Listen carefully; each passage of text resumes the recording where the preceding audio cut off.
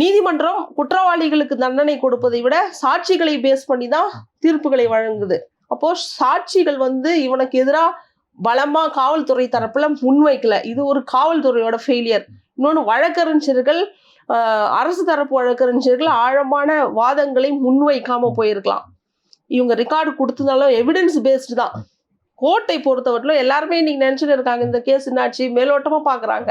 அவன் தான் எரிச்சான்றதுக்கு நான் போய் எரிச்சதை நீங்க பாத்தீங்களா அப்படின்ற பாயிண்ட்டை வைக்கலாம்.